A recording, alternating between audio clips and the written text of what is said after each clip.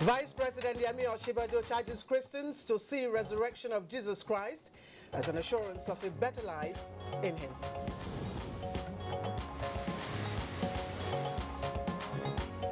Federal government thumbs up whistleblower policy, pledges to strengthen it for more results.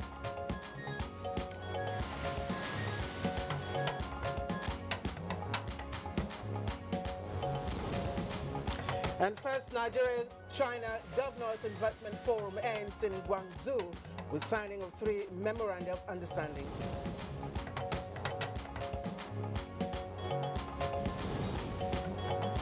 In the spirit of Easter, Good Morning Nigeria examines significant messages of Easter and the need for national rebirth, as well as current efforts to secure the release of the remaining Chibok girls.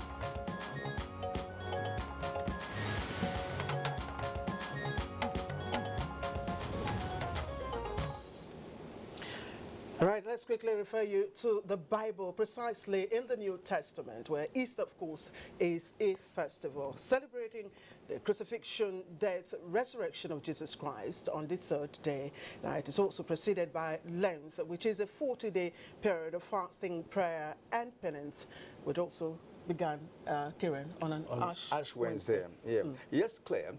Easter is believed to be the most important feast in the Christian calendar, even though the Easter is not celebrated with such pomp as Christmas. Its significance and ramifications for Christians far outweigh every other feast or celebration.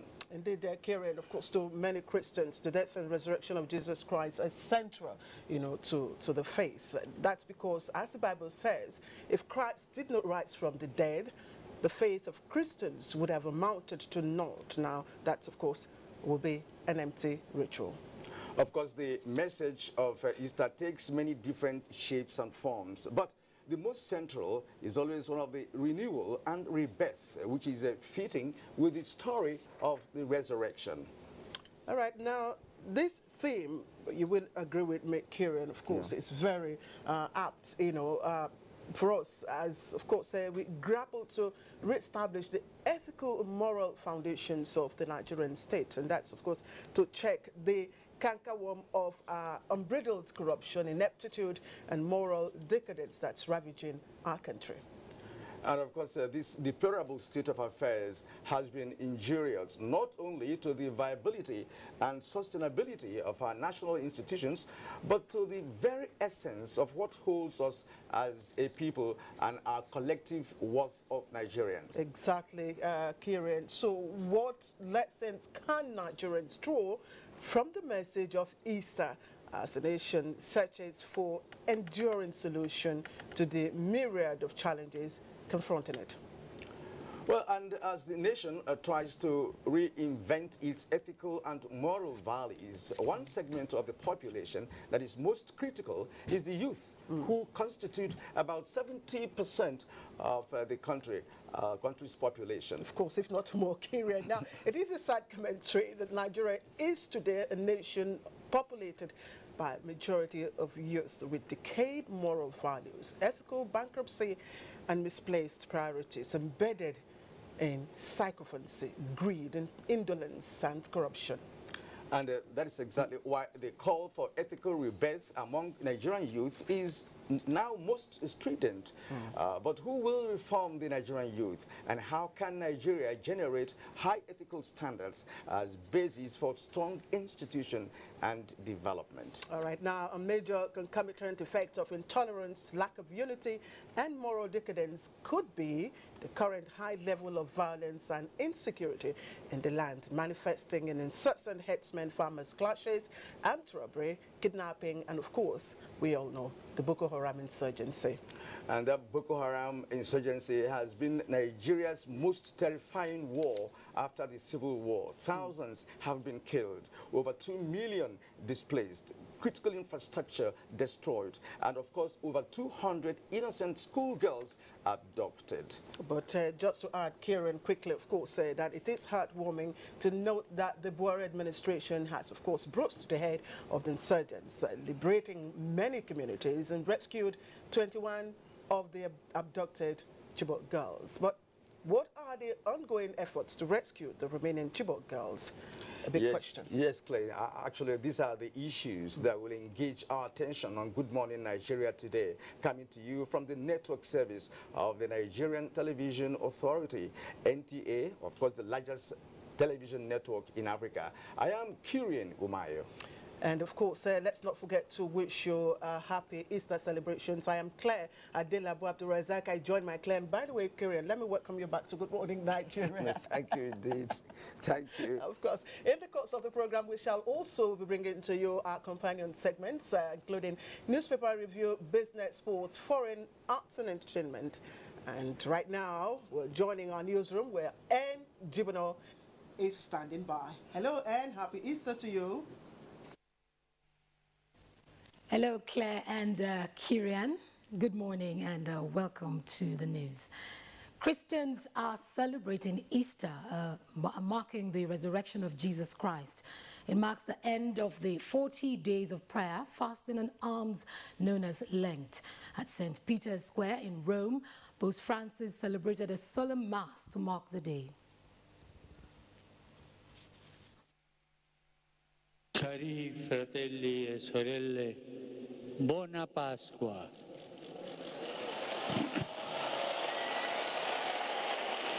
Dear brothers and sisters, happy Easter.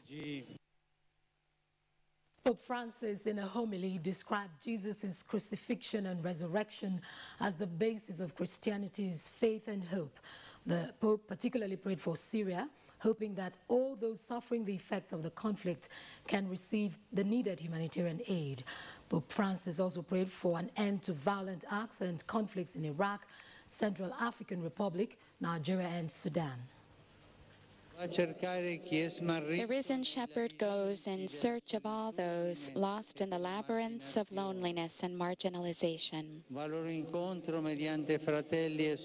He comes to meet them through our brothers and sisters, who treat them with respect and kindness, and help them to hear his voice, an unforgettable voice, a voice calling them back to friendship with God.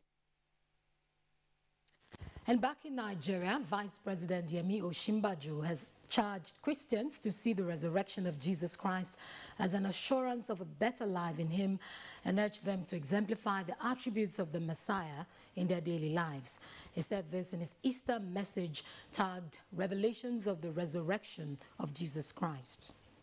The gospel is about Jesus replacing you. That is what resurrection is about. That Jesus Christ has replaced you, and he is the one. He is the one who God sees.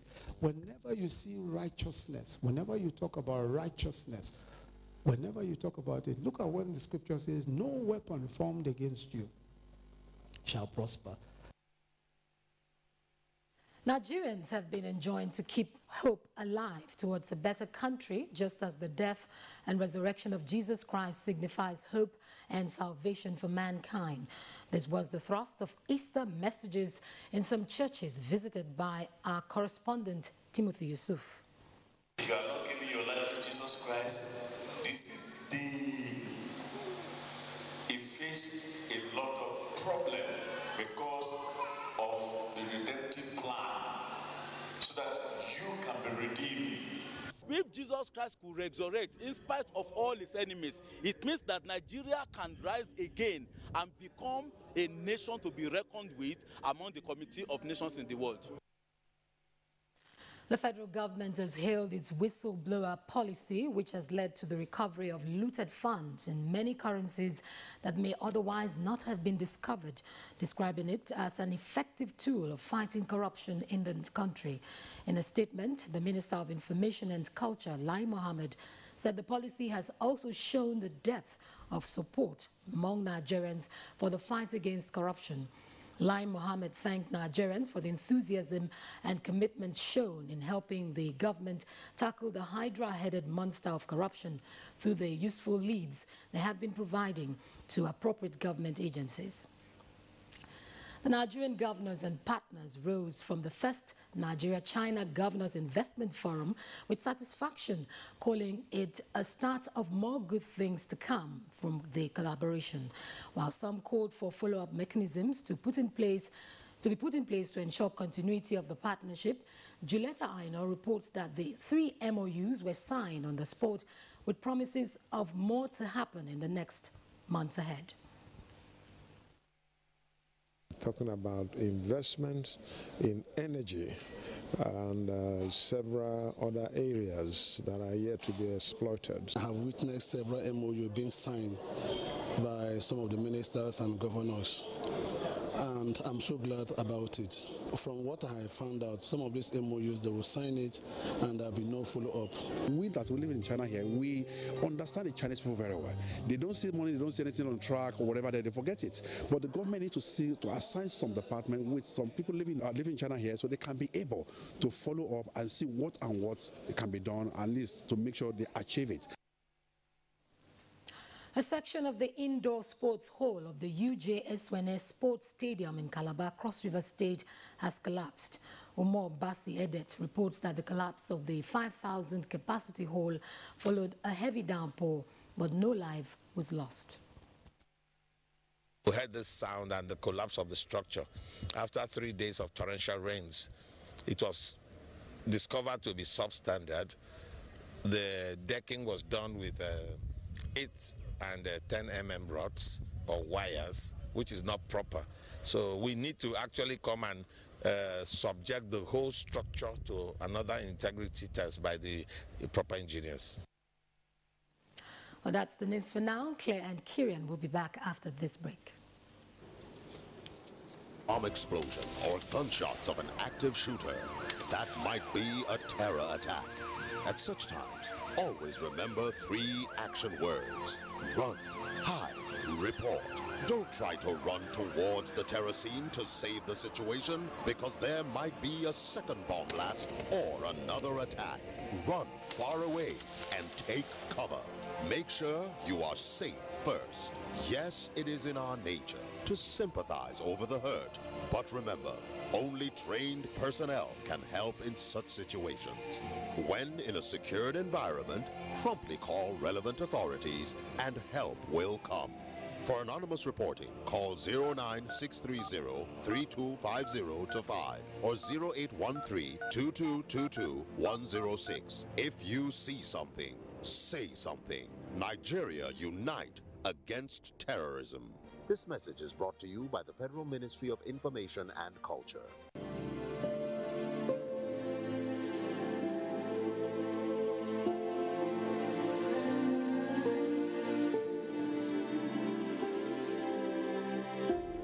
Before now, people head off for India and all that to run dialysis and take care of their renal pathologies. But since the onset of Ochedike Diagnosis Center, we've been able to take care of all those problems. You can see we have more than 12 machines for the dialysis. So you don't need to wait for another person to finish before you will dialyze. It has made life quite easy for a lot of people. This is a rescue mission project, providing quality health care to Imolites.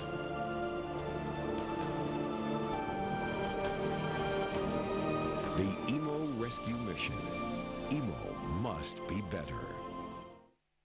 NTA Properties Investment Company Limited, a subsidiary of the Nigerian Television Authority, specializes in creating comfort in all areas of life, such as real estate investments, that is, land, houses, and office spaces, mass leasing, savings and loan scheme, household items and car loans, and so much more.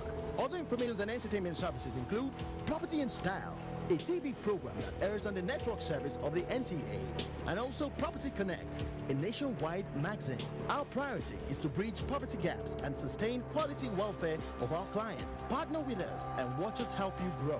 Pay us a visit today at the NTA headquarters permanent site, Area 11 Garki, Abuja, or our Lagos office at number 15 Awolowo Road, Ikoyi, Lagos. For more information, visit our website on www.ntaproperties.com.ng, or you can email us on ntapig2000@yahoo.com.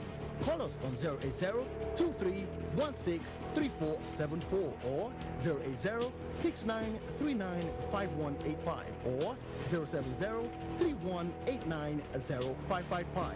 NTA Properties Investment Company Limited, the much needed help at your doorstep. All right, welcome back. You're watching Good Morning Nigeria, and it's broadcast here on the network service of the Nigerian Television Authority. Now, Kieran, that collapsed section of the indoor sports hall at the EJ Swene, stadium, quite unfortunate, but fortunate that no life was lost. But indeed, the current, the engineering regulatory body has a lot of job, to do in this direction, because it has become one incident too many. Indeed, indeed. But let's get on with our program, and it's time to talk business now. With its continued intervention in the forex market, the Central Bank of Nigeria says it is hopeful of attaining the target of forex exchange convergence at the interbank and parallel markets. We have details of this and more with Kolo Mohammed, plus a review of last week's major business activities. Hello everyone, thanks for joining us on Business News. Today we shall do a quick review of the major business activities from last week. The week opened on a bright and encouraging note for operators of small and medium enterprises as the Central Bank of Nigeria announced the opening of a special forex window for SME operators to the tune of $20,000 per quarter. In the same vein, the Apex Bank has continued its intervention in the forex market. At the start of its current intervention, the Central Bank of Nigeria made it clear that its target is to attain forex exchange convergence at both the interbank and the parallel market.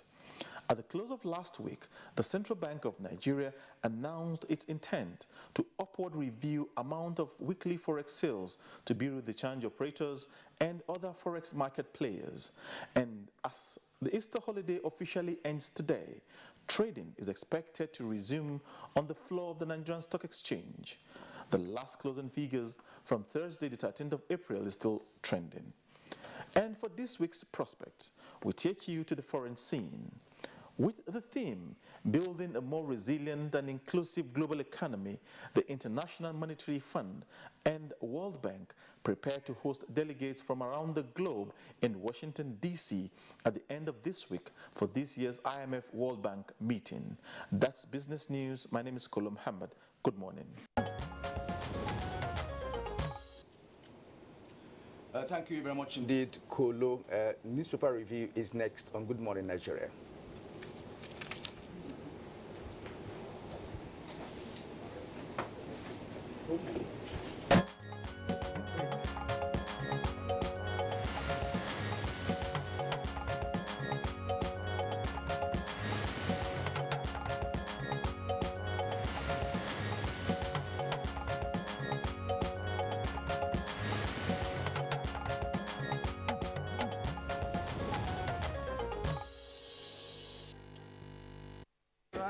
Thank you once again for joining us. We already have Bayo Atoyebe right here in the house. Bayo, happy Easter. Good to see you. Happy Easter. May you have a blessed Easter. Thank you. Thank you. How did you celebrate? Easter? Good morning, Nigeria. May you have a blessed Easter. All right, let's quickly begin with New Telegraph newspaper. And it's a busy front page for the New Telegraph. It had stolen funds buried in forests and cemeteries. That's coming from the federal government. And it has two riders there. Looters more funds than government. Yes, that's looters have more funds than government. Now, on Icon, Nigerians must rise against corruption. You can find the details of those stories on page 2. And of course, just a bit above the picture story, if we can just come down about the picture story there. INEC, how political parties fake candidates' death.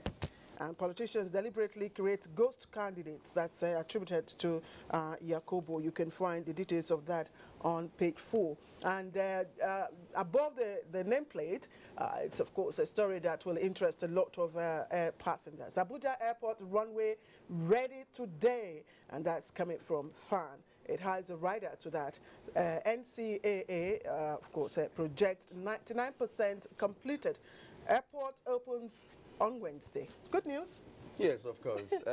Now, turning to this day, just above the name tag, federal government, World Bank officials to meet in Washington to conclude power recovery plan. The Rider NEC report shows this could accomplish just 12% of metering rule out in 2016. And now the headlines on this day. Oshibajo Reconciliation Committee yet to formally contact Senate. And now below that, the federal government says looters burying stolen funds in forests and cemeteries. That's something that is not welcome at all by you. I mean, what can you make of this? Well, cemeteries are meant for burying human beings, but not for funds. But in this era of pilfering, nothing is put past those who want to pilfer. In fact, that information was given by the Minister of Information. He said funds are buried in the backyards, in forests, and in fact in cemeteries. Well, it is Easter, and many clergymen have been congratulating the faithfuls for completing the Lenten season and for fasting for penance. They stress the need for Nigerians to imbibe the true spirit of nation building. Among these were the president of the Christian Association of Nigeria, Reverend Sunday Ayokunle, who says he assured Nigerians that the power of resurrection would not only end the menace of corruption, but also bring about a positive change in the economy. Vice President Professor Yomi Oshibajo also stressed that the Easter is a message of love for all. He emphasized there is no tribe, there is no religion, and regardless of faith, this is how we should relate with one another, relating in love. There were also clergymen who also made promising statements. The prelate of the Methodist Church, Samuel Kanu, which he says, the church and God has not abandoned the people, and they will surely be all right in all the rights, the wrongs will be righted, and the poverty inflicted on the people by greedy leaders will be redressed. Similarly, Pastor Williams Kumuyi also called on you've got to look continued prayers.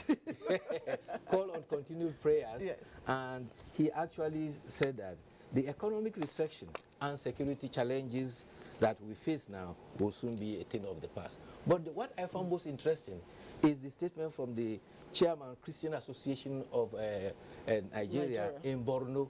He said, this is our first peaceful Easter in nearly a decade.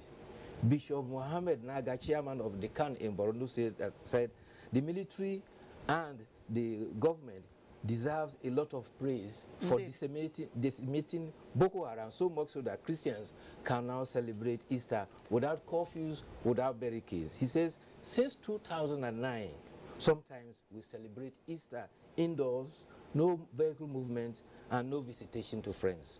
Indeed, Bayo, the Easter celebration, we must really applaud our military because it went uneventful, and I think it's something to rejoice about. Exactly.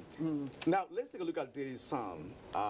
Brought by the side of the tip of Daily Sun. Police sack revenue transport agents from highway with a rider order immediate dismantling of illegal checkpoints nationwide. We also have as the headline, looters now bury cash, as we had in the other newspaper. But federal government says no plan to abolish whistleblower policy. And of course, below the picture, there's another good story. Ikoyi Gates, recovered $45 million kept by Amechi. Wike insists.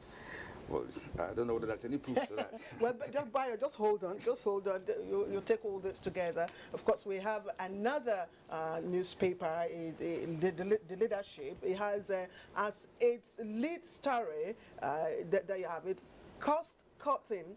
Federal government saves 19 billion naira from travels, sitting allowances. Of course, you can see that it comes with a number of riders there, but that's the main story. There's also a story there. NSE lists 1.45 trillion naira worth of new securities in 2017 first quarter. Yes, now Daily Trust. Daily Trust has... just before you take Daily Trust, I think, Bayo, you want to say something? Yeah, I was just going to comment on the issue that Claire read earlier on. That was the issue about the Abuja International Airport. Nnamdi Azikiwe Airport, after 41 days, will be opened today. And this is, in fact, 2 days earlier than the 19th of April deadline that was set. However, the managing director of the Federal Airports Authority, Sally Dunoma, who revealed this, says that they are now inviting the Federal Airports Authority to come and inspect the runway that was reconstructed and to ensure that there's compliance with operational standards. The certification is to take 2 days, and after which airport runway will open for commercial businesses on Wednesday. The deadline cast in steel for the 19th of March has been met, and that means that the Honorable Minister of Aviation, who put his job and reputation on the line, has met the deadline. However, it is interesting to point out that the original runway was built in 1982, and it was meant to serve for 20 years. So since the year 2002, where the runway that served for 15 years was actually running on expired date. All right, Bayo, our time is up. Of course, we have Daily Trust has so many, front page stories. You want to go pick up a copy and trade. But Bayo, again, we'd like to appreciate you always. Thank you very much. All right. You're watching Good Morning Nigeria, and we're taking a short break. And when we come back, we'll get on to business.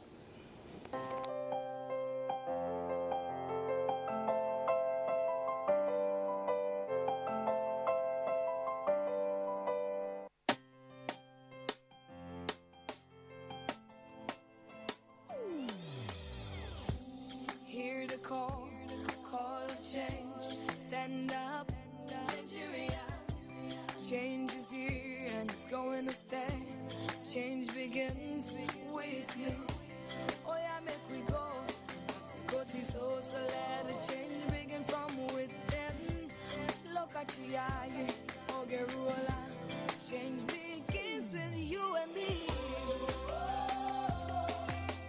Change begins with me.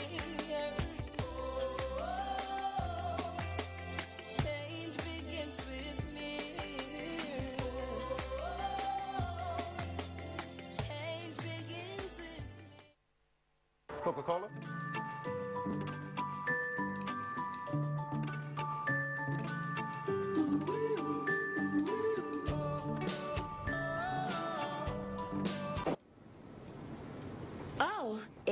Happy hour. So, you want a free Coca-Cola, but you have to drink it here.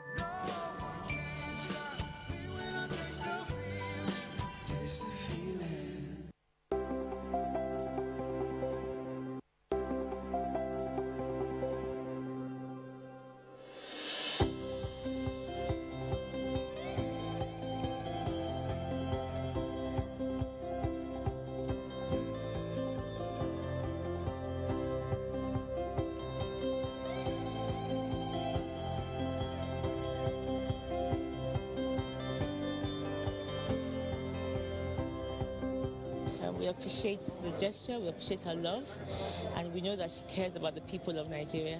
She wants to touch people's life, especially the less privileged, or even people who are sick in the hospital. We remember that they have a wife of the president who is very concerned about human life and humanity in general.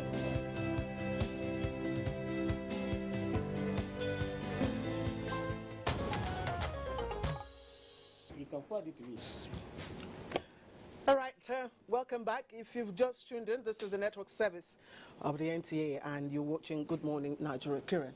All right. Now, the task of nation building is a hard and touchless one. Its road is narrow, with many bends, but once in a while, there are occasions that allow for deeper reflection and perhaps re-engineering. The Easter celebration is one which observers say Nigerians must use in driving the rebirth the country deeply needs. Ahmad Mbali, in our background report, ties together the strings in the discourse around Easter and national rebirth.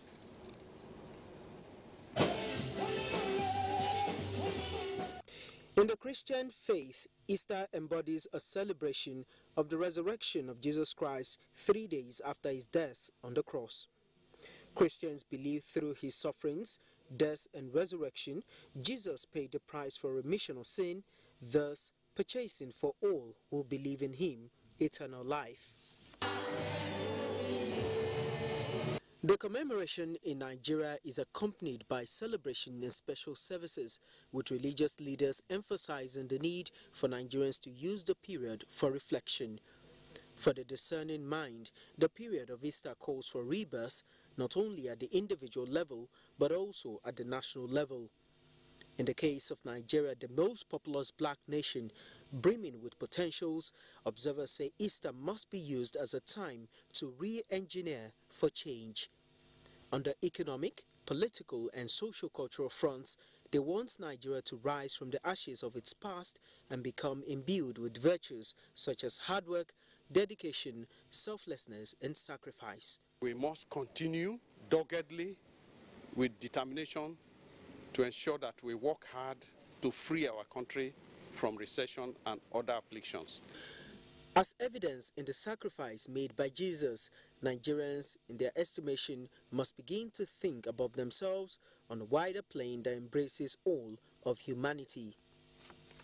Religious and ethnic intolerance, which over time have been the bane of the country, need to be eschewed so that the lessons of the Easter celebrations may stay and abide by all.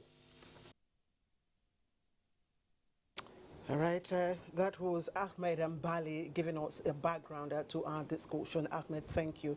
We're now being joined by John Cardinal Onoikon, who is the Catholic Archbishop of Abuja. My Lordship, you're welcome to the program. Thank you very much. Good morning and happy Easter to our viewers. And we'll also have with us here in the studio Alhaji Ibrahim Jega, the Executive Secretary of the National Mosque here in Abuja. Alhaji, salam alaikum. Wa alaikum salam. Good morning, Nigerian, and happy Easter to our Christian friends. All right. At this point, I'd like to begin with John Onayeko, Cardinal Onayeko. What is the significance of the message of Easter to a nation like Nigeria at this point in time? The point that what strikes me right away is the special nature of this country.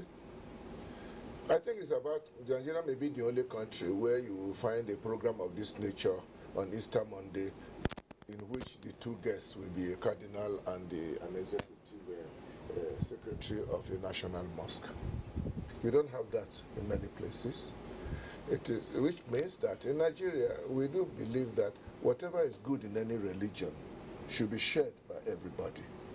And therefore, Easter is not only a feast for us Christians, it is also an opportunity even for our Muslim brothers and sisters to join us in the good things we are celebrating. That is why the kind of question you have raised, it has relevance. And namely, what does Easter portend for our nation right now, for a country like Nigeria? And I have 2 points really. First, Easter goes back to the fact that God raised Jesus to life after death. The same God can raise Nigeria out of its many problems. Raise up us from our recession into prosperity, from our corruption into an honest living, from brigandage and rascality in government into good governance, from criminality into good order. Now, we are all looking forward to that. Second point is that when Jesus was raised to new life, similarly, we can be raised to a new environment, because it's not enough to come out of recession. We have to fly and remain at a good level. So we're hoping that we will rise up to a new life of truth, justice, good governance, mutual respect, solidarity among us. Now, these are salient lessons that come from Easter. These come all without even considering what we actually celebrate, namely the resurrection of our Lord Jesus Christ. Exactly. I was going to ask you, Your Lordship, because crucifixion and resurrection of Jesus Christ, very key issues, without which what would be the value of Christianity? And of course, what would be the value that Christians bring to, to life, to practice? Well, as you know very well, St. Paul already said it. If Jesus had not risen, then our faith is useless and vain. But what I have said before about rising to new life didn't come with no price. It came with a price. And I think this is what Nigerians have to realize, that we cannot want a country that is prosperous, that is peaceful, if we do not make effort. And we also need some people ready to sacrifice and to allow themselves to pay for what it costs to build a great nation. We are not asking any people to die for Nigeria, even though if there is opportunity, if there is need for it, we shouldn't hesitate. Soldiers on the battlefront in Zambisa Forest are dying for Nigeria, and policemen facing armed robbers are dying for us all. But at least let us, in our ordinary daily life, be ready to do things seriously for the sake of the common good. And that entails sacrifice, which is an essential element of the passion, death of Jesus and resurrection. All right, Alhaji Jega, you listened to the Cardinal, of course, in the background, our correspondent Ahmed Mbali talked about strings in the discourse, of Easter, and he says that, look, whatever is good in one religion, in any religion, of course, should be shared. Now, from your perspective, from the Islamic faith, what are the goods that you've seen, with regards to the celebration, the Christian faith, that we should share? Well, you see, when you are talking of two religions, there are always differences. Definitely. From the Islamic point of view, Islam does not believe in the death or resurrection of Jesus. This is a difference which we have to respect. And we also respect the belief of our Christian counterparts that they believe Jesus died and he rose again. We have to... But in the life of Jesus, in the ministry of Jesus, there are, values. I'm coming to that. Okay. I'm coming to that. I have to refer to what Cardinal Onaikan wrote in a book called Seeking Common Grounds. Seeking common grounds means that let us look towards what put us together. We as Muslims, we have, of course, high regard and love for Jesus, alayhi salam, like we have for all other messengers of Allah that were sent with revelations for guidance. You cannot be a Muslim if you don't believe in Jesus. So that respect is there. So the essence here, the cardinal point here, and the reference point here is Jesus and his teachings. Exactly. What are the teachings of Jesus, alayhi salam? Jesus taught love. He taught compassion for human beings. He was against oppression. He was against segregation. He was totally committed to love for one another, committed to love for the neighbors, and concern for the welfare of the downtrodden. Now, these are the issues that we have as common ground for us as Muslims and Christians. And like I read in the Cardinal's book, Seeking Common Grounds, which I always look at. What were you looking for? What was the prompt for reading this book? Well, we are friends. I'm sorry, it goes beyond that. Well, the issue is, so long as you have a country with different social, religious backgrounds, you have to seek for. You may not all believe in the same way of doing things, but you have common grounds. Absolutely. We have values, we have ethics that put us together. The value of love the value of seeking for peace, the value of respect for one another's religion, like we have in chapter 6, verse 108, that prohibits you from insulting or abusing whatever somebody worships. So that respect for one another's religion is there. It's a virtue which you have to respect. So what is important here is for us to look for common grounds that put Muslims and Christians together so that we work towards the rebirth of Nigeria as a nation. All right, Alhaji Chega, it's quite appreciable the understanding of the two regions, and they're looking forward to a common ground all the time. Now, Easter messages, is all about renewal, rebirth, sacrifice, forgiveness, and love. Now, to what extent are these virtues lacking in the Nigerian society of today, and how can they be inculcated in Nigerians? You see, we have to understand this issue from two levels. The levels of leadership and the level of the followership.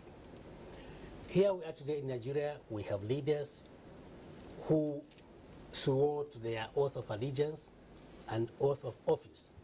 But immediately after swearing to the oath of allegiance and oath of office, they immediately forget these oaths they have taken. They swore by the Bible or by the Holy Quran that they will be fair to all manners of people without favor or fear, affection or ill will. But then, immediately after that, they now concentrate on taking care of their party followers as against embracing virtually everybody or taking care of those who come from their geopolitical zones, which is wrong. Take, for example, the issue of allocation of land to those who need the land. Hardly you find that, let me put an example, you go to rivers or you go to Cross River, you are looking for a land to build a mosque. That is a Herculean task. But that is not usually applicable in Sokoto, where you have a street with dozens of mosques. And this is not applicable in Calabar or in Port Harcourt. So are we not under the same country called Nigeria? These are the issues. So our leaders, our political leaders, have to change themselves to ensure there is equity, fair treatment, and justice in the disbursement of resources that are trusted into their hands. Thank you, Alhaji. Your Lordship, along the same line that he was speaking, the Nigerians are now burying cash in the cemetery. But these are people who are either Christians or Muslims. These are people who have been entrusted with positions of authority in this country to serve the nation and serve Nigerians. Yet, this kind of attitude is playing out in the present-day Nigeria. Where do we go from here? Yeah, we keep moving forward, slowly. Obviously, when somebody buries huge amount of money in the cemetery, it is obvious that he has not got the moral courage to let everybody know that I have this money. Under normal circumstances, you put your money in a bank. And when you need it, you write a check for it. But when we are in a situation where monies are being buried in the cemeteries or in toilets, it already reflects the fact that there's something wrong, which means that there's an indication that the money is ill-gotten. So what we have to face now is, can we rearrange our national business in such a way that people cannot just keep helping themselves to huge chunks of our common resources? Because that is the question I have been asking myself. But if you dig deeply, you find that the people behind this kind of thing are ordinary, normal Nigerians like you and I. Some of them are even good gentlemen, good churchmen, and good mosque people. So there is something in the system which makes it such that nice people are doing horrible things. Have we identified that devil inside our system? And if we take that seriously, namely, instead of pursuing individuals, but looking at our system, what system we are running, we can sort of make sure that it becomes difficult for anybody to just take our common money like he likes, and that those who take it will immediately be exposed, not wait till a whistleblower comes to say, my uncle has kept, I helped my uncle to dig ground in the last year, and because the whistleblower is looking for the money that he will get from it. I'm not talking now about the pros and cons of this famous whistle blowing, but I'm only saying that we should look at a situation where our country is run in such a way that, like in many other countries, accountability, clarity in our public accounts is clear. We want to know how much things cost, who is taking what, how much are they taking. Unfortunately, a lot is shrouded in history.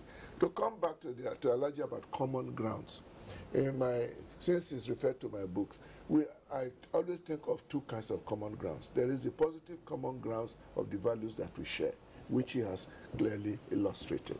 But there's also the common ground of the challenges that face us. Exactly. We have problems that is neither Christian nor Muslim. Let us say we have problems that are both Christian and Muslim. And when we have a common problem, the wise thing is for us to tackle it together. Indeed. Typical example, poverty in the land, corruption that is hitting all of us, disease, just name it. Your Lordship, you talked about the devil, you referred to the devil as you were talking, and I just probably will say that probably that devil could be found in the word hate. And that's why my next question, of course, both of you may wish to also respond, but let me begin with Elijah Jega. Let me begin with the Lordship. In the Bible, one of the instructions Jesus Christ gave, to his disciples, I'm not quoting in verbatim now, I'm paraphrasing. He says, love yourselves as I have loved you. That's very instructive and very cardinal to Christianity. But these days you find that politicians and even religious leaders alike, exploit the ignorance and, of course, poverty among the people to preach hate messages. Now, this is a common problem both Muslims and Christians share. Your Lordship, how do we tackle that? I will look at it from different angles. People in their interpersonal relationship will either relate well or relate badly. When they relate badly, they could end up insulting one another. From insulting one another, it becomes preaching, talking, hateful messages. That, I think, will always be in human relationship. The aspect of it that worries me, and that is particularly important for us in Nigeria, is when religious people use religion to preach hatred of other people, other religions. Then that becomes terribly, practically, it becomes almost like a negation of what religion is all about. What I mean by, we've been talking about hate speech in religion.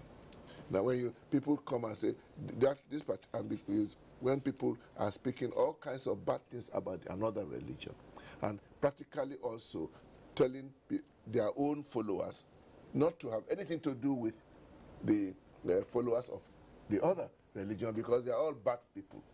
Now, you could say that this kind of discussion is among ignorant and misguided preachers. But unfortunately, there are a good number of them around. Elijah Jega, yes, please. Now, Islam also is emphatic about love. Islam is highly emphatic about love. And the central issue is that even in the absence of love, there should be justice and fairness in dealing with people. Allah says in Surah Al-Ma'idah, وَلَا يَجْرِمَنَّكَ شَنْآنُ قَوْمٍ عَلَىٰ أَلَّا تَعْدِلُوا اعْدِلُوا هُوَ أَقْرَبُ لِلتَّقْوَىٰ. Do not allow the hatred of a community or a people to lead you not to be unjust. Even in the event of misunderstanding between you and a group of people, that should not be the basis for you to hate them and deny them their rights. Allah says, "Idilu," administer justice and be fair to them. And that will take you to earning piety. So it's totally forbidden in Islam for somebody to use hatred as a basis for denying people their rights. So the issue of somebody being elected into an office after...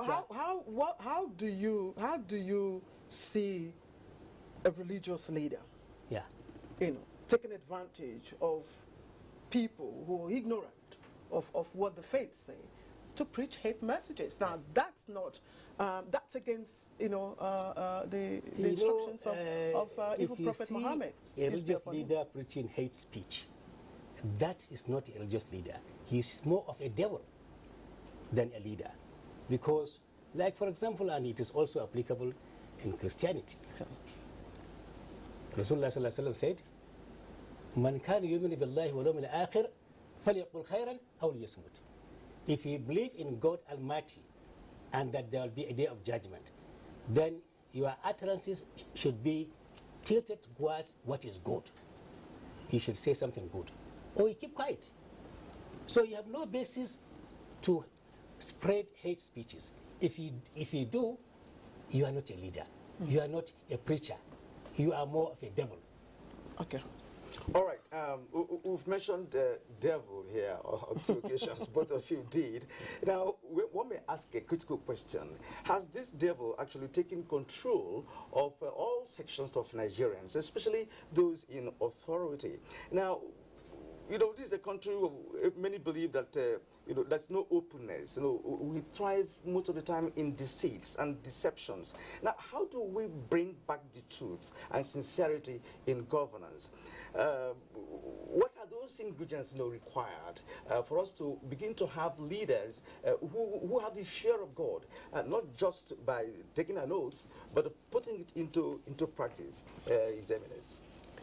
It's good we mentioned the devil, and I think we should. If we don't mention the devil, we are deceiving ourselves, because the devil exists and is alive and active.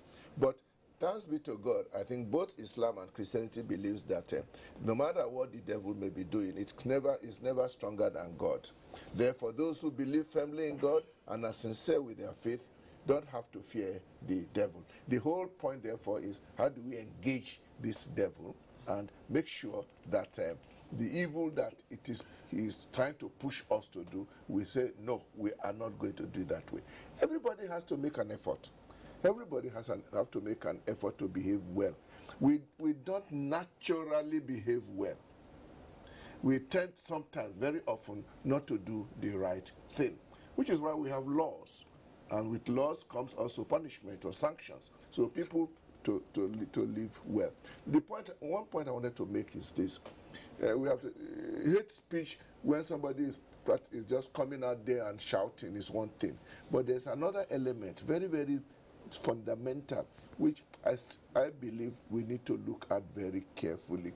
What religious instructions do we give to our children at the very beginning? In our church schools, in our madrasas and mosques. If we look at the history of Nigeria, it's like Christianity and Islam had always been in competition. And when you are in competition, it's like there is a tendency to say very nice things about your faith and rather bad things about your competitor, for the purpose of saying, stay in your face or join us, don't join them. Now, we've reached the stage now where we must be very careful about that and make sure that I can train my young people to be good Christians. Be good Christians without training them to hate Islam. And that it is possible for an imam to train young children to be good Muslims and not indoctrinating them into thinking horrible things about Christianity. Now, if we are honest, we must know that we have a lot to do in this regard. Indeed, and that's why I'm just going to refer to a picture that went viral on the social media over the weekend. It's about a sister, a reverend sister, a Catholic sister, in a warm, very warm embrace with a Muslim sister, you know. The Reverend sister has, you know, her veil, Yes. and the Muslim sister has also her hijab, and a lot of people were commenting, and people were saying this is the kind of attitude we need for a national rebirth. So, and this is a national rebirth that everybody's calling for. So, where and how do religious leaders precisely key into a national rebirth? By the time a Reverend sister embraces a woman in hijab, the way you are saying, they must have gone through this orientation, and that the Reverend sister has realized that the woman, despite her hijab, is a woman like me with the same problems, the same issues that we are pursuing. And the woman in hijab sees Reverend sister and sees that she's a woman like me with very good heart, and together we want to face our common issues. I wish I knew the details of what brought sister and hijab together. The Chibok girls. Oh, the Chibok girls, of course, naturally. You can see exactly. That's a good example. Exactly. The Chibok girls is very good because among the Chibok girls, although the majority of them are Christians, there were Muslim girls among them too. So even if you are talking from point of view of religion, Elijah Jega must also show interest in Chibok girls as much as myself. Well, that's what I meant by saying common challenges bring us together. And I'd also like Elijah Jega to touch on the very first question that His Eminence, touched, and that's sincerity in governance. Because if you look at Nigeria, since 1999, when we returned to democracy, it has always been some kind of political experimentation. We've always seen inconsistencies in the economic plan and what have you. All these things play out on what our leaders do that is inconsistent with normal thing that a leader should be doing. So what's your take on this, and how do we now link all that to the rebirth we are talking about? You see, fundamentally the issue is lack of fear of God. Lack of fear of God. The conscience is not there. The fear of God is not there. People do not match their utterances with their actions. If you fear God and you know for sure that you are going to account for all your actions or inactions on the day when nobody will come to your aid, then you are bound to think twice, fear God, and match your utterances with your actions. And it is a terrible sin, I believe, in both religions, as far as Islam is concerned, also Christianity is concerned. It's a terrible sin for anybody to say something and act something else. The promises, the mandate given to our leaders should be respected. They should fulfill the promises. Whatever they promise, that they should deliver this, they should do this, they should provide this and that, then they should fulfill those promises. And that is to say, matching their utterances with their actions, fulfilling the promises.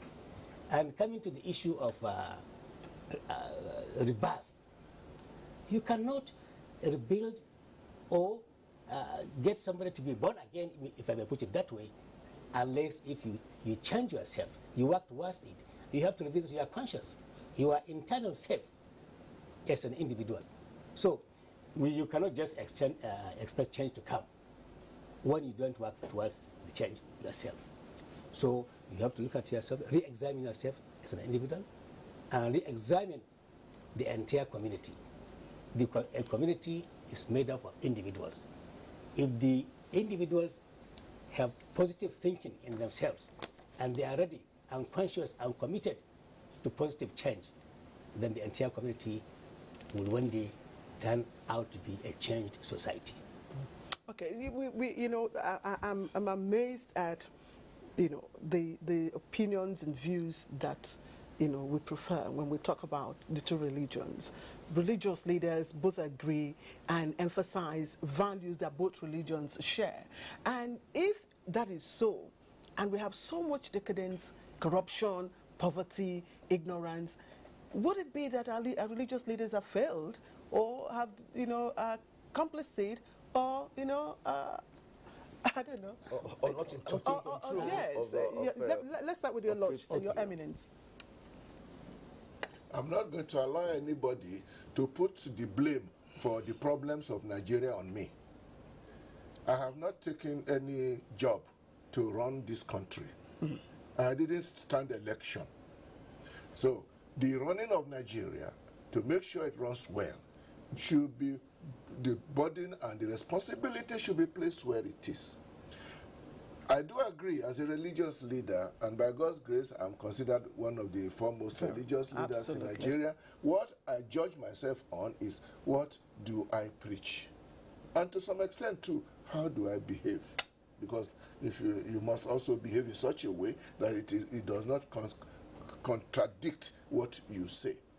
If I preach the right thing, and I keep insisting on integrity, and I keep insisting that the poor people should be looked, that effort should be made not to forget the poor people, and I keep insisting that in the National Assembly you should spend less time on quarreling over your allowances and more on what is happening to the poor people living in the gutter.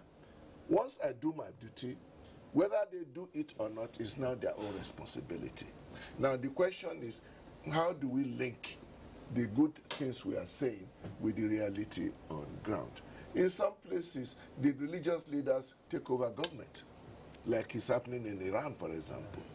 But that doesn't mean that that brings paradise on earth. In some places, government people completely ignore religion. But that, again, doesn't bring out doesn't lead us to paradise.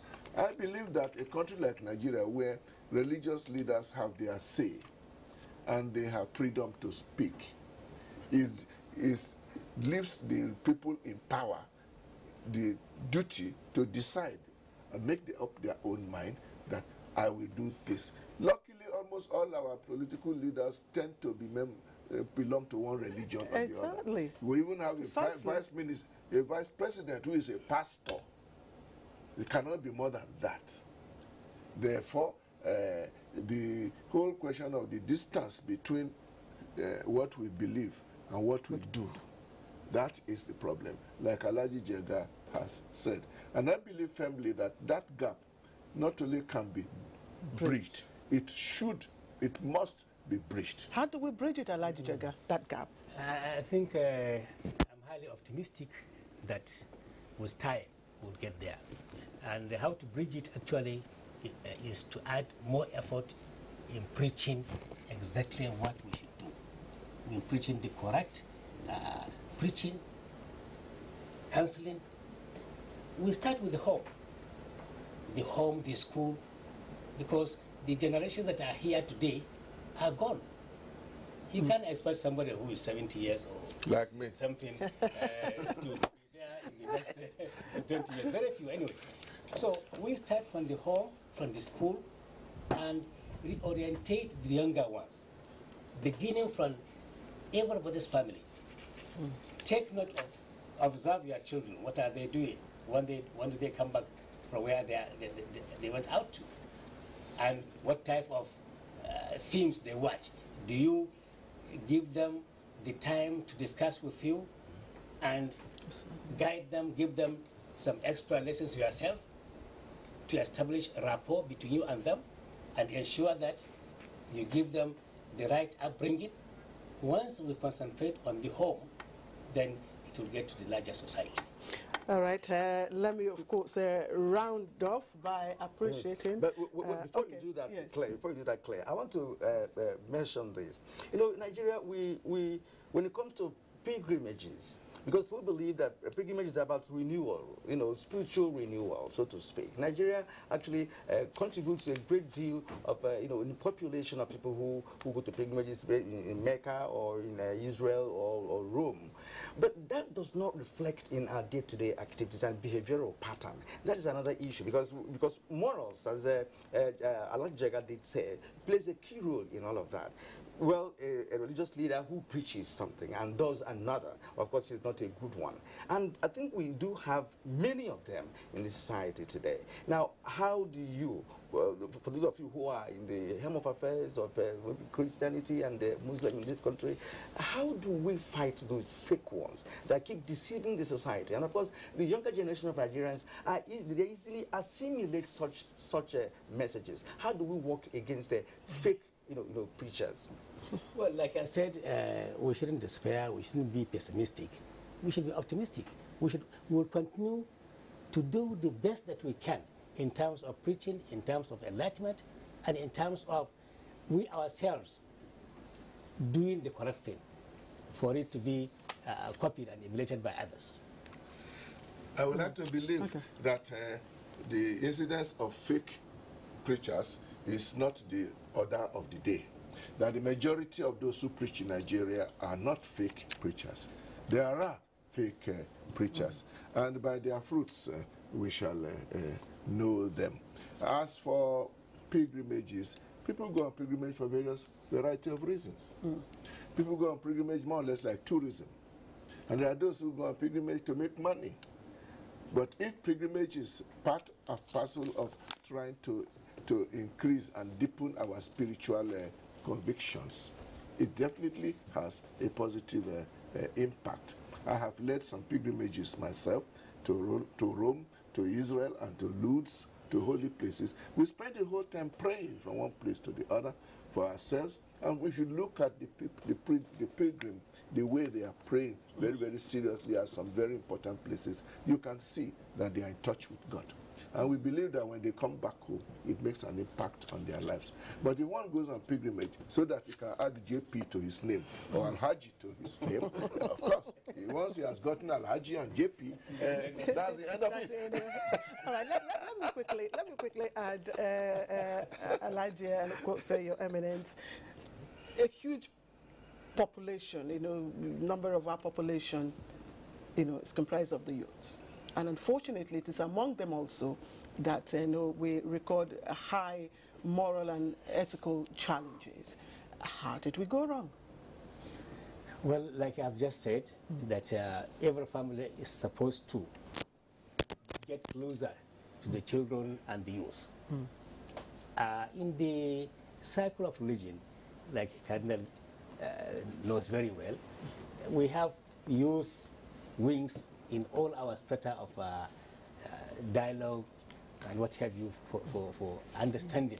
And the youth practically engage and participate very actively in all that we do. And I believe we have made some impact towards improving the morals among the youth. Okay, now... All right. I'm glad that Aji is stressing the area of family. Because apart from school, we're talking about curriculum of religious education in school, which should be such that it is positive and not negative. It's also important that at the home, what Papa says and what Mama says to the child. About the lady once told me that his little child came back from school and says he has a good friend, but she's a Muslim. And she says, at first she said, "You mean you can't find a Christian friend?" But that's already put into the mind of that girl that all Muslims are bad. Now, we have to be sincere with ourselves. And by the way, just to add, I'm married to one of the most wonderful Muslim husbands. Well, you are lucky. Yes. And that's why we do not forbid our Catholic women to marry Muslims, provided the situation is seen to be okay. Now, because, but at home, the children, without even talking Malaji, they are learning. And it seems much of what we call juvenile delinquency today is a fallout from adult delinquency. When the men are corrupt, the women have no time, and there's nobody in the house, the child is left on his own, and he enters into all kinds of groups. Before you know where you are, the parents have lost touch with their children. All right, Alhaji Jega, do you think that the Nigerian universities, of course, which of course are where the majority of these students converge, are they doing enough to discharge their role of rebuilding the foundations of our ethical and moral system through inculcating values and ethical standards in our children? You see, if you look at a school, whether a university, a college, or a primary school, it is just one entity out of so many other factors that influence and shape the moral standing of the youth. The society itself, the community, the peer group, they are all there. In fact, the influence of the social media is there. There are a lot of negative tendencies through the social media that is influencing the behavior and to a large extent shaping the morals of our youth these days. So it is not just the university. The university can do the best it can in terms of shaping the morale of the youth. But these other factors are there. The peer group, the social media, the community, they are all there. So it's not just a one-side affair. It's not just the university or the school. All right. Alhaji Ibrahim Jaga, Executive Secretary in National Mosque Abuja, we really appreciate your conversation, and I must say I've enjoyed it. We thank you. And of course, I wish you a pleasant holiday. Thank you very much. And of course, to your eminence, this is our day, it's Easter, and by the way, there was a report in one of the papers that this is the best Easter celebration ever in the Northeast since the insurgents. So of course, we thank God. So we thank God. And so if there's hope in the Northeast, there is hope all over Nigeria. All right. Congratulations, your eminence, and I wish you successful Easter celebrations. Same to you and to our viewers. All right. All right, that's the end of the first part of our conversation. And Good Morning Nigeria. We'll take a short break. When we come back, we have other discussions.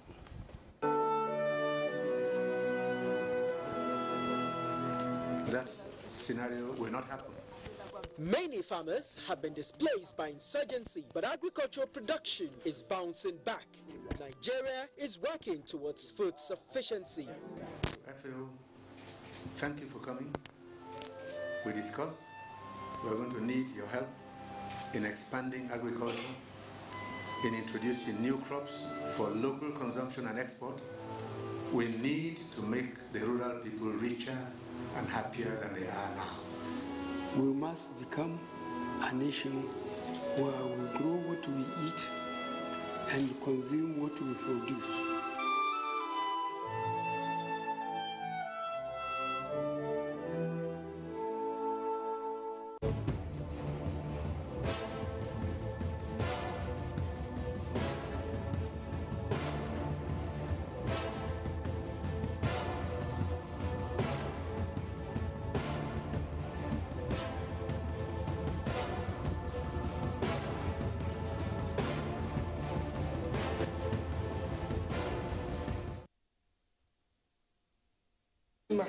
All right, once again, this is the network service of the Nigerian Television Authority, the NTA, and you're watching Good Morning Nigeria. Time now for our second discussion today. And Kieran, I think you've got the background there.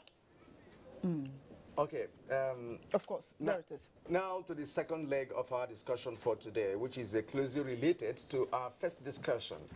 A wise man once said, the time of youth is the golden period of life, a time when one chooses what path to follow, right or wrong.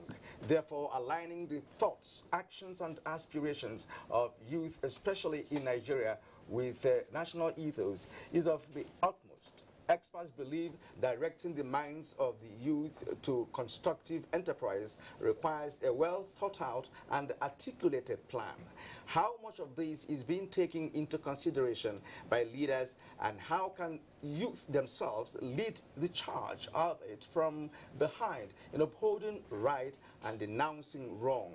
Introduction of guests of ethical rebirth in Nigerian youths. We are now being joined by Chuks Akamado, President, Center for Ethical Rebirth among Nigerian youths, and we are yet to establish link with our Lagos Network Center, where we will also be having another guest there. Now, Claire, could you just start off. All right, of course. Chus Akamadu is President, Center for Ethical Rebirth among Nigerian Youths. Mr. Akamadu, thank you for joining us and happy Easter to you. I wish you the same. I'm pleased to be here. I'm sure you listened to our earlier conversation. Oh, yes, I did. And of course, the place where the burden that we have placed, upon the youths, are we asking too much of the youths? No. If the future belongs to the youth, then what we are doing at the moment is the least that is required of us. Because tomorrow belongs to the youth. The youth should actually co-own the struggle to design a future that really meets the needs of the people. But it's unfortunate that where we find ourselves, that the youth of this nation, I beg to say, are essentially ill-equipped for leadership. And of course, that is the very basis for the existence of Center for Ethical Rebirth among Nigerian youths.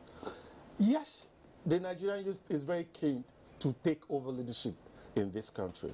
But the question we should ask ourselves is, how prepared are we? Exactly. The question is, do we really have what it takes to take over the mantle of leadership and then bring about the desired changes? The answer is no, unfortunately. That's why we tell youth of this country that, yes, we want leadership positions, but first of all, we must purge ourselves of those vices we accuse our parents of before we can actually represent the positive change that we all desire. Now, this wasn't so in the past. Of course, in the past, we talked about good moral values. We all did have good moral values, which formed, our persons today. So what happens to the values, moral values of our youth today? Is it globalization or is it a failure, of institutions and society? I think it's a failure of the institutions and society, starting from the family level. Proceeding there to the larger society.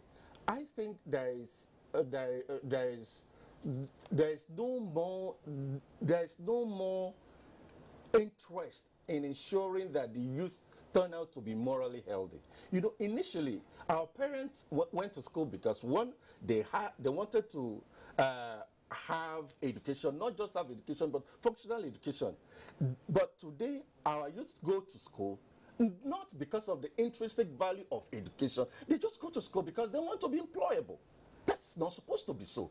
For you to actually be an asset to the society, you have to be both academically sound and morally sound. But they should be guided, and whose responsibility is that? That's what I'm saying, that it has to be the failure of the institutions and, of course, the society.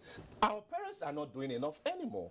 Our schools aren't doing enough anymore. Our religious institutions aren't doing enough anymore. The government itself appears not to appreciate the fact that what we have on our hands is a worsening emergency. I'll give you an instance. Now, there is something called drug abuse in this country, and everybody's carrying on as though all is well. All isn't well. A situation where, in 2014, United Nations Office on Drug and Crime rated Nigeria to be number one in cannabis sativa seizure in the whole world, 196 countries. Out of 196 countries, and nobody's worried. And who are the people consuming these drugs? Youth. National Drug Law Enforcement Agency told us that between 2012 and 2015, they made 34,499 arrests. And then there were 7,317 convictions. Who are they convicted? Youth. Why are youth being predisposed to taking to such vices? Nobody's asking questions. It means that our future really is in jeopardy. Really, who are we planning for? All of these efforts, okay, anti-corruption, this, that, let us fix our economy and all of that. What are we really planning for? Because our tomorrow is in peril. All right, now you have blamed the parents, you have blamed the institutions, and you have blamed the government for this. Now, where should the youth now come in? What can they do for themselves? And an average Nigerian youth who has been educated, he understands, he knows the good, the bad, and the ugly, and perhaps may choose the ugly, if you like. Now, where do they come in from? Can they also learn these ethical values by themselves, you know, precisely, Kieran. Exactly. I'm sorry, I'm not taking the words out of your mouth. I just want to buttress what Kieran has said. Okay. And I was reading, and I read a part where a minister, a 7th minister of the Federal Republic, you know, was speaking to a group of, you know, graduates in the Southwest, and was saying to them, look, it is good to get angry, and I see the emotion and the anger with which you have spoken. He said, look, it is good to get angry. It is good to have, you know, complain. But you must also think out of the box. You must also think and begin to, you know, channel your energies into something. So how can the youths, you know, channel their own energy to something positive? Well, same page. Our organization name is Center for Ethical Rebirth Among Nigerian Youth. The center is an acknowledgement of the failure of the youth themselves. It's because we recognize in all humility that we have failed ourselves. That's why we think that for us to make progress, we must look inwards. Like I said earlier, purge ourselves of all those vices and begin to lead very godly lives and begin to do things that can only advance our causes positively. That's why what we do at the center is to go from one secondary school to another, giving students voluntary moral instructions and special lectures on good citizenship. We have a duty as youth to reorientate ourselves. Our motto is restoration of cherished values. Yes, for us to move forward, we actually need to restore those cherished values of honesty, hard work, dignity in labor, and all of that. In any event, if we continue to blame our parents, that wouldn't in any way leave us better. So we actually have a sacred duty to make sure that we chart a fresh positive course for ourselves. And how can we do that? It's to make sure that we begin to sensitize ourselves the more and begin to ensure that the less than desirable elements amongst us are not the ones that are being put forward in the society. Those of us who are intelligent, those of us who are doing things that are quite commendable, we should find a way of celebrating them so that the upcoming generation will realize that indeed there is a need to lead a godly life. There is a need to lead a patriotic life. There is a need to lead a life that is worthy of emulation. So that is a duty that we believe that the youth owe themselves, because we cannot continue to blame our past leaders. Like I said, the future belongs to the youth. And because it belongs to the youth, we must do something to make sure that we salvage it. But again, while the youth have this responsibility to really negotiate a brand new future for themselves, we also think that the institutions of the state have also a responsibility to complement their effort. Okay, Chief Sakamoto, I can see the passion in you, and of course the energy in you, and you're very clear, you are in touch with youth. Well, next time we could have more discussions on this matter. Chief Sakamoto is the president, Center for Ethical Rebirth Among Nigerian Youth. Thanks indeed for coming. Thank you very much. We'll be taking a short break now. When we return, Good Morning Nigeria continues. Kidney and liver issues are on the rise. Why? This is monstrous. It's even woman's. Charlatans peddle drugs on the streets as if it is pure water. Why? I was not new. Enterprise is for money, not assured and quality service. Why? My dear sweet professor, am I trying to you so? Oh, yes. Episode 10, Season 3 of your rib-cracking comedy. Professor John Bull takes a swipe at the scourge of substandard goods in our society. Fake suppliers of products must be brought to justice before they create a calamitous atrocity in our community. Keep a date with us and laugh like never before. Electric bomb! Showing at 8:30 p.m. every Tuesday and Friday on NTA Network International and Star Times. Over and out. Brought to you by Glow. Welcome to the new speed of life. Cadbury Bournvita now comes in an attractive new 500-gram refill pack. Simply open and reseal after use to retain the chocolatey and creamy taste. Cadbury Bournvita. Prepare to win.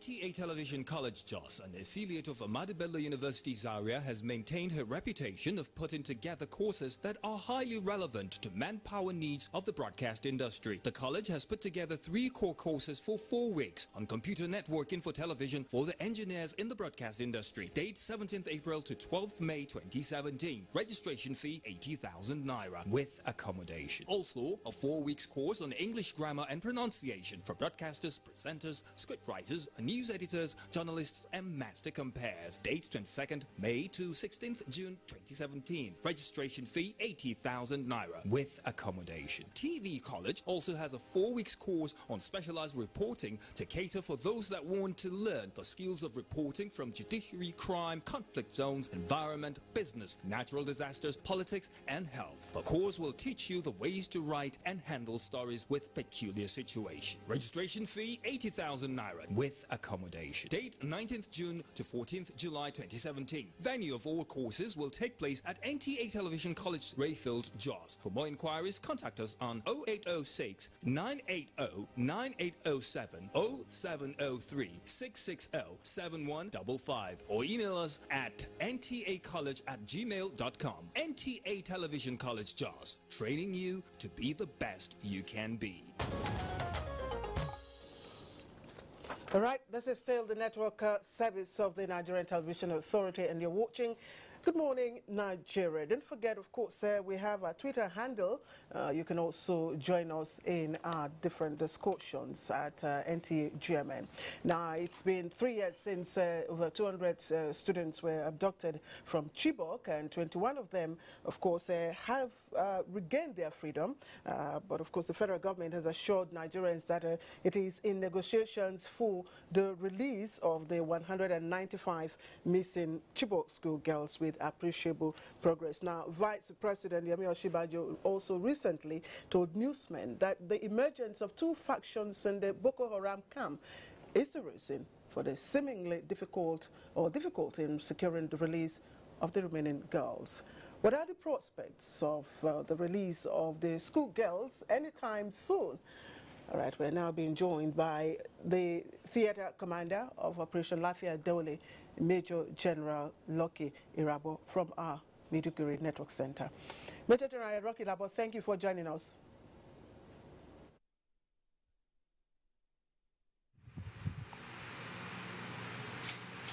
Can you hear us? Very well. So thank you so much for having me.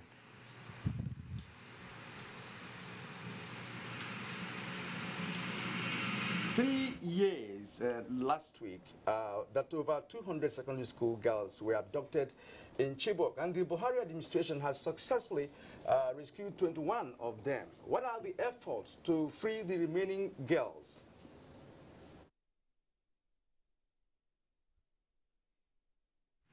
First and foremost, thank you for having me, and to also recognizing the fact that many of the Chibok girls have been rescued. But of course, I must also let you know that beyond the Chibok girls, for us here in Operation Lafia Dole, we have rescued well over 30,000 people, women and girls inclusive.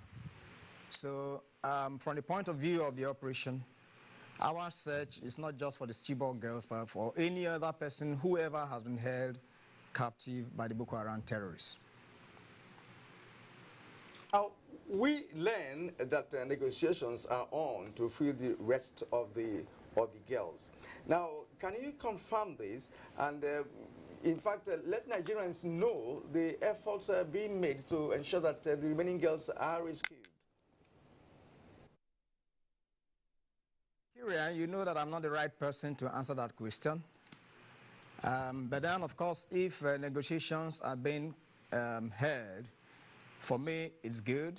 But of course, I remain resolute in the mandate of Operation Lafia Dole, which is, of course, the military line of operation. So the discussion for the rescue or for the release, that is a different line of operation. I'm more concerned with the military line of operation as far as issues of Boko Haram terrorism and insurgency is concerned in the Northeast. While I appreciate such efforts, which I believe is highly commendable and should be pursued. But of course, I do not need to focus my attention on that. All right, Major General Lucky Rabo, let me first of all congratulate you and your troops for a very successful Easter, of course, in the Northeast. Of course, that's in a long while.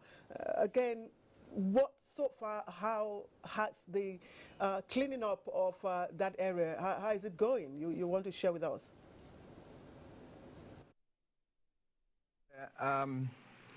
I think the manifest peace during this Easter celebration is a pointer to the fact that a lot of work is being done.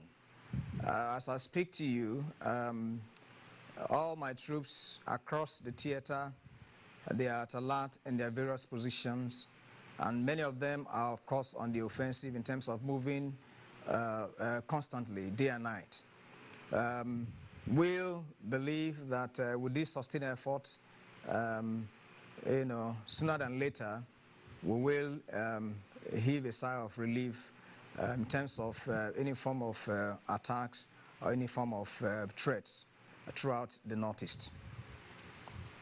All right, if I may take him on this, Claire, just before you come in. Now, there is a successful celebration of Easter in the Northeast, and as Claire, did they commend you and your men for doing a very good job. Now, what is the morale of your men in the theater? The troops is super high, no doubt about it, and that's the reason why they have done creditably well to ensure that we have peace throughout this celebration. Of course, you know that issues of insecurity is not the exclusive preserve of the military. And let me possibly use this opportunity to also appreciate the other agencies, other security agencies who have been very supportive, who have also played very active part in terms of ensuring that peace reign not only this period, and of course the peace that we have is sustained. All right, Major General Lucky Rabo, actually the commendation, it's not just from me, it's from Nigerians, and of course it's trending in the newspapers, so we do join them, of course, to give you all the accolades. But again, talk to us about the Sambisa forest. We know what the situation is. Can you give us a vivid picture of what's happening right there at the moment? Currently, we are conducting operation still in Sambisa forest, Operation Deep Punch.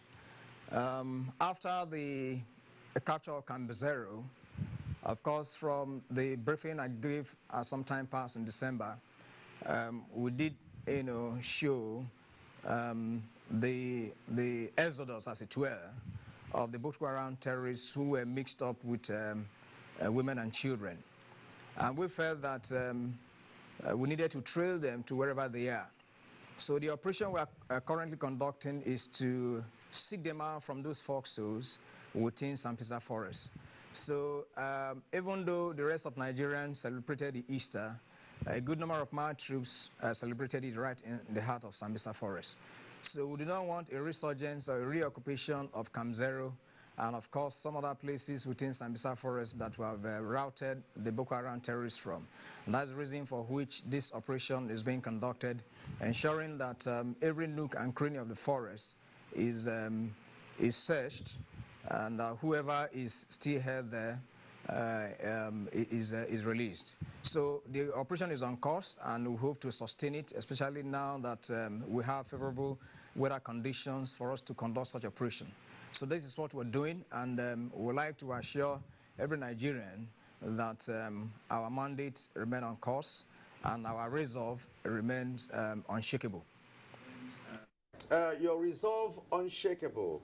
The operation has been successful so far, and the Nigerians are happy about that.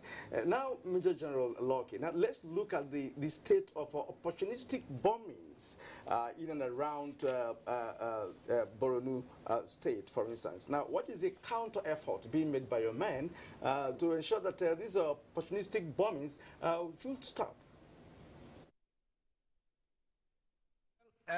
The opportunistic bombing, as you call it, is something that may live with us for some time to come. Because, you know, asymmetric warfare generally takes such shapes. But then what will be the intensity? What will be the frequency of occurrence? That is what will continuously reduce. You know that for any one incident that happens, of course, over 10 to 20 of such cases have been prevented.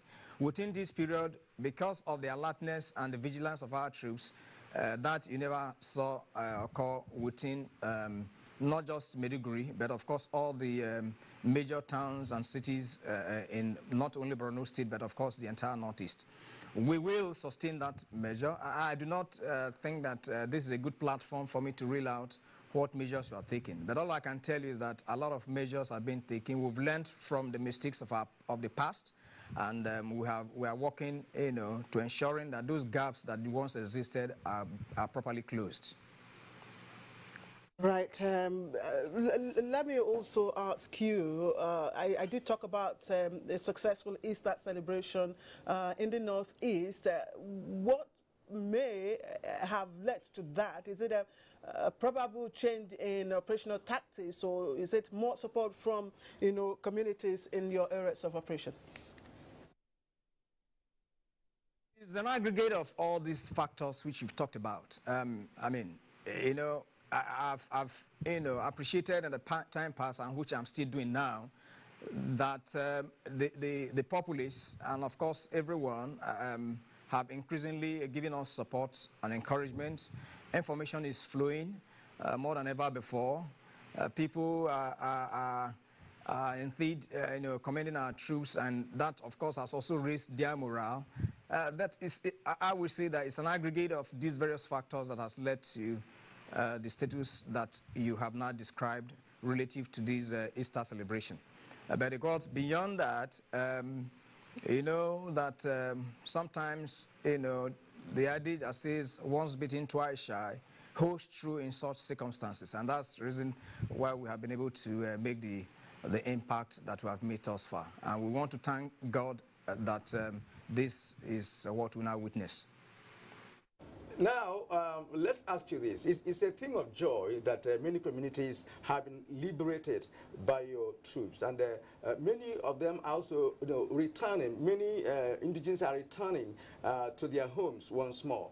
Now, what is the guarantee that there will be no second-time attack on these people who are just returning to their liberated communities? It's very important, you know, because when you are returning to your base with the fear in your mind, it does mean that you may be a refugee right inside your own domain. So what's the assurances now that you ensure that there is no second-time attack on those liberated communities? I can give all the assurances possible relative to Operation Lafia Dole, but of course I must also indicate here that liberating a community and asking other security agencies to take over, and then for as long as our troops pull out, the limit of my guarantees, of course, you know what that should be. But of course, what I can tell you is that the confidence which you must take away is the fact that the communities that we have liberated, which we have encouraged, you know, the citizens to return to, have remained, you know, peaceful since after reoccupation. That, in my view, should be a basis for the rest to know that assurances that come from us is something that should be taken seriously. And I must also commend the various state governments who have also you know, done well in improving the lot of those communities in terms of rebuilding, reconstruction, and also making arrangements to ensure that food and other provisions are made available. Of course, not forgetting the contributions of various NGOs, including UN agencies. So the cascade of these various activities from various stakeholders is what, in my view, will guarantee further the assurances that I have given. Major General Irabo, we cannot talk about the operations of Lafia Dole without, of course, referring to the Chibok girls that have become synonymous with it. And so the Nigerian people would also want a reassurance that, look, the search for the Chibok girls is still on. So I'd just like to ask you, in your mandate, are you getting leads? Do we, have an inkling of where, they could be found? Claire, you are very right, and I've also said in time past that the Chibok girls incident is a very soft commentary in our historical path as an operation. But let me possibly also, whilst appreciating the need for these girls to be returned, we must also be very mindful in the way we overstretch the issues. Overstretching it because, as I speak to you, I have a good number of widows that live with me in the barrack and another barracks. I also have orphan children who have been made orphans by reason of this war. Do not have those who have organized themselves to speak for them does not mean that they do not exist. So we must be very sensitive to some of these classes of those who have been affected by this insurgency beyond the Chibok girls, as well as the Chibok girls and their families. Let's not also forget that the more we stretch this issue of Chibok girls, you also bring in sadness. Look at each time I watch Esther Yakubu, I sometimes wonder whether they bring back our girls group, whether they understand the torture they are bringing that woman to bear upon that woman. And I think that let us have a way of resolving these issues without necessarily belaboring the point. And I just thought I should bring that up at this point. We are working assiduously to ensure the release of the Chibok girls and every other person that have been held. But we must also equalize the representations and of these various groupings so that we do not jeopardize the setting as they are currently. All right, thank you indeed for your submissions. Two questions here in one. You mentioned briefly in your previous comment on the issue of interagency collaboration, which is also very important with respect to the issue of liberated communities. You may want to touch on that briefly. And again, you recently released some suspects, but many more are still being held. Will you release more of these suspects? The release of those we arrest and the profile is a continuous one. When you are doing profiling, we're only interested in those who have anything to do with the terrorism and insurgency. Once the others are cleared, of course, they are released to the state governments for them to carry out further actions on them. So that is what we continue, and that's what we will do. With respect to the interagency cooperation, that of course is also continuing. We are scaling up what the status is, ensuring that other stakeholders come on board, going to the various communities to ensure that they carry out their own activities. And then, of course, the border areas, ensuring that those who have the responsibility for border issues, talking about immigrations and customs, they also become, in terms of their activities, they increase their activities in those general areas. So this is what we're doing. For the police, of course, is a progressive one. Cases have been made for them to increase in their numbers so that in various liberated communities, they not only take over fully, but of course increase their number, ensuring that the civil security in those general areas is assured. All right, at this juncture, we'd like to appreciate you for being part of our program this morning. In fact, you have given us a wide range of information with respect to Operation Lafia Dole. So we thank you from this end. the theater commander of Operation Lafia Dole, Major General Lucky Irabo. Thank you for being part of our show this morning. All right, and from here we'll move on to sports, and Dan Wahab is already from our sports desk. Hello there, here sports. Premier League leaders Chelsea got another threat to their title hope as they were beaten last night away at Old Trafford by Manchester United in one of the match day 33 matches.